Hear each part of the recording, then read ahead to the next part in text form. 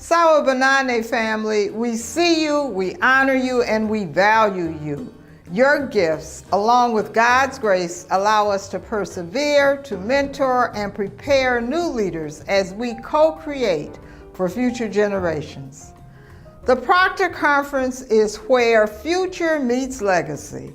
We are committed to the forward crusade of faith, equity, and reparatory justice, nationally and globally. We are the place where Ubuntu becomes reality. Your gifts to the Legacy Campaign enables our success, our sustainability, and secures the future. With vision, by faith, and through action, we are the Proctor Conference. I'm so grateful that there is in this world something called the Samuel DeWitt Proctor Conference. You've been on the wall doing the work. Sister Iva Carruthers and so many others, you represent the best of our faith. You represent the faith of the Black church, the conscience of the American churches. Thank you for the work that you do. Family, the time has come to work the roots. The roots of Samuel DeWitt Proctor, Gardner C. Taylor, Pauli Murray, Bayard Rustin, and the list continues. As the mission of the Samuel DeWitt Proctor Conference continues to shape our ethos and worldview. Join us today by committing an annual, one-time, or recurring gift to the SDPC Legacy Campaign. We pray that you and your loved ones have been and will remain the benefactors of God's grace and mercy. Thank you.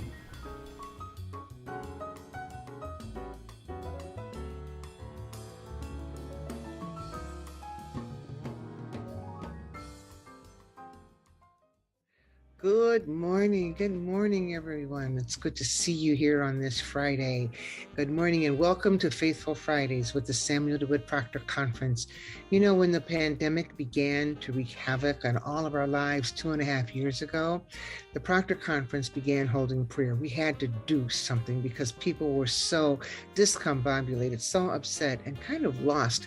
So we had to figure out a way to address what we felt, to see it and address it.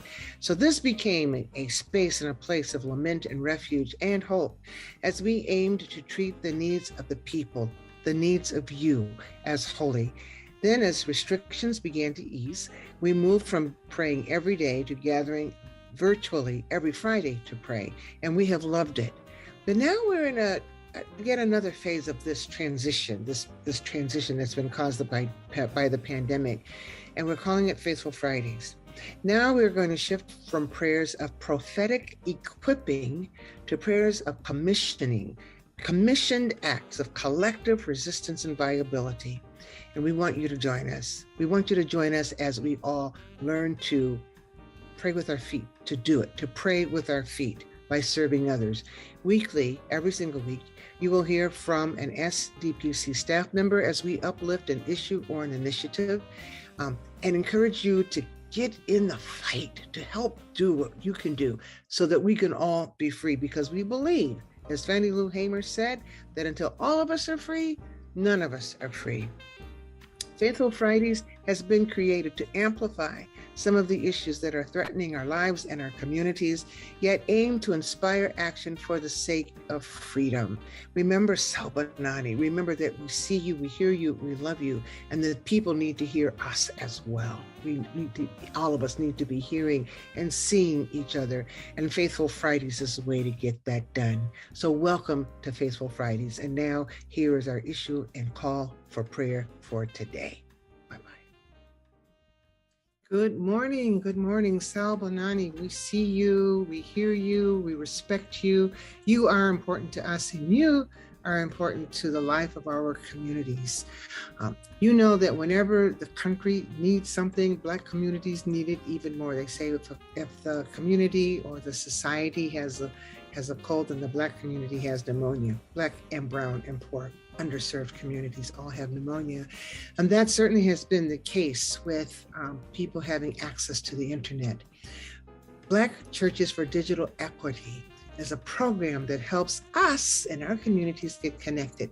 In May 2021, the Multicultural Media and Telecom Internet Council joined with faith and civil rights leaders to launch Black Churches for Broadband, a coalition that got dedicated to educating members of our community about broadband internet assistance programs and to advocate for a permanent broadcast and broadband assistance benefit for low-income Americans.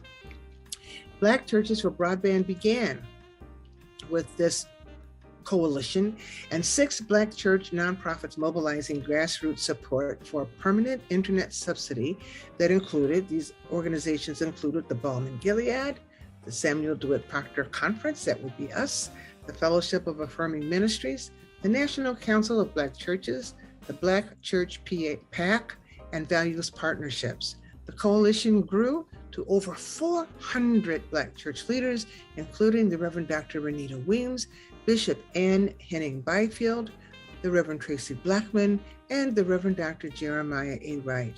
They all came together in this cause.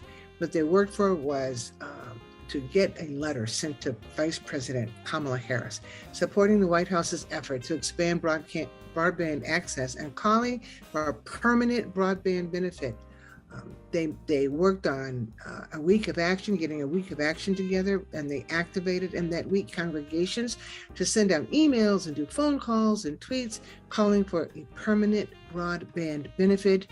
And this coalition participated in educating thousands of Black church leaders about how they could help people in their communities access home internet benefits and advocate for digital equity. It is so important. It is so important. We are agents of change when we come together as a community.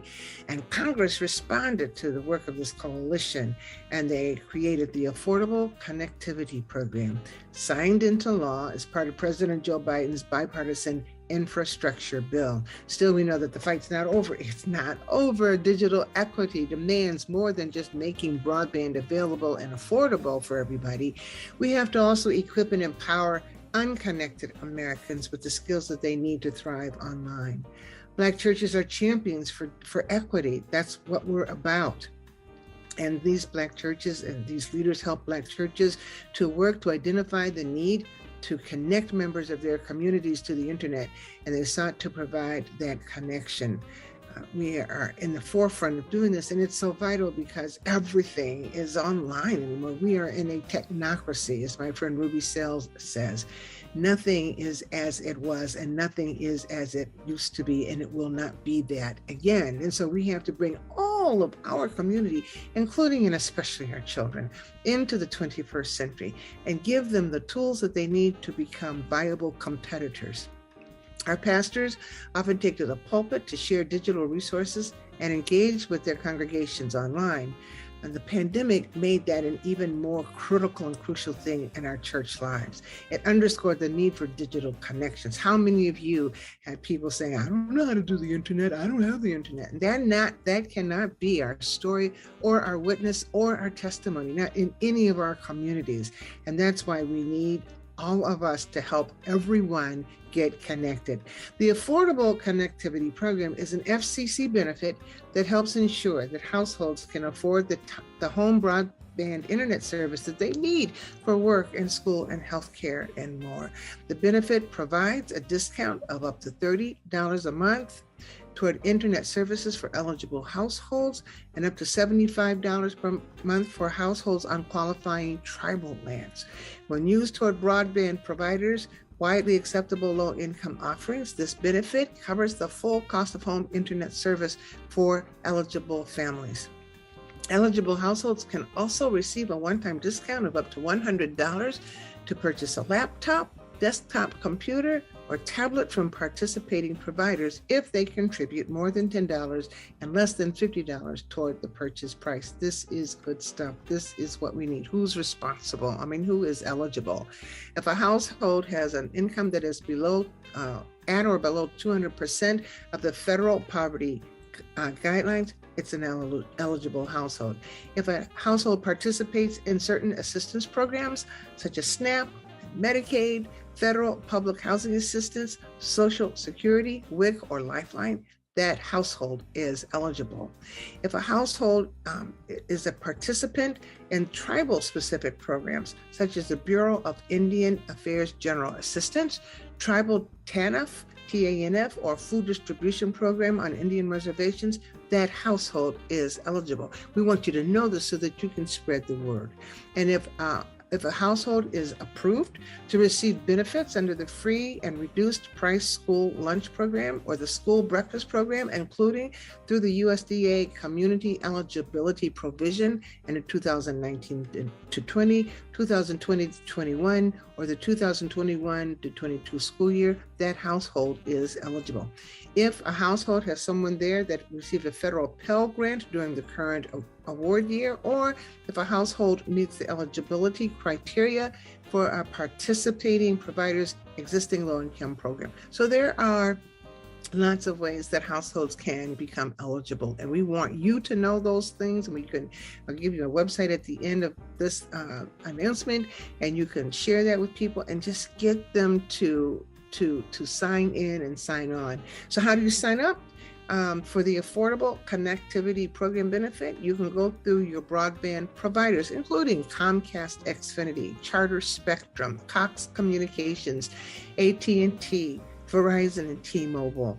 It is up to us. You know, we who believe in freedom will not rest, but we who believe in freedom cannot stop walking either. We have to keep our feet on the ground and our thumbs on the pulse of the country and insist on being heard, insist on being treated fairly, and insist on liberty and justice for every single one of us, including and especially our children. If you want more information about what I just talked about, you can visit blackchurchesfordigitalequity.com. That's blackchurches4, that's the number 4, digitalequity.com. Please visit. This is called praying with your feet. This is making a difference. Oh Lord, help me and help me to help somebody else. That's what we're doing. We are praying with our feet, and we're trying to bring justice to those for whom justice is so elusive. And I just want to end this, because this is taking the place of our prayer call that we used to have on Fridays. But life is a prayer. Working for others is a prayer. Working for justice is a prayer.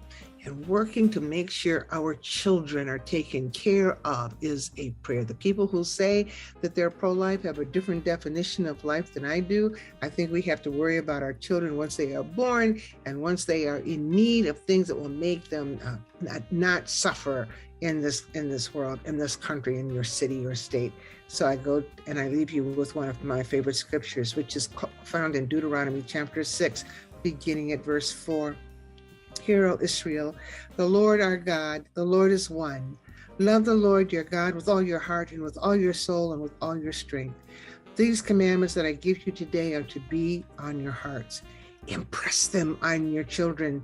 Talk about them when you sit at home and when you walk along the road, when you lie down and when you get up. Tie them as symbols on your hands and bind them on your foreheads. Write them on the door frames of your houses and on your gates. Tell the children, teach the children, help the children, give our children. Let's pray with our feet and give our own communities, yes, our entire communities, but especially our children, the rights and the dignity and the way for dignity that they all deserve. Thank you so much. Have a wonderful day. Have an even better week, and we'll see you next week. Take good care. Bye-bye. Hey, this is Tiana. You don't want to miss the workshops? You don't want to miss the Proctor Conference? Go to our website if you have not yet and purchase your tickets as soon as you can. SDPconference.info. And as you know, it's our 20th year. We are celebrating at the 2023 Proctor Conference, and we are doing something new. Family, the Monday and Tuesday night worship services will be an intergenerational tag team preaching experience highlighting the theme, Where Future Meets Legacy. Join us. Go to our website, sdpconference.info. We have information for exhibitors. We have information for sponsors. If you want to celebrate 20 years with us and become a sponsor, we welcome that. Seminarians, know that there is a 15% discount on conference tickets for you. So please, go to our website, plan to join us February 20th through the 23rd in Atlanta. We thank you and we love you.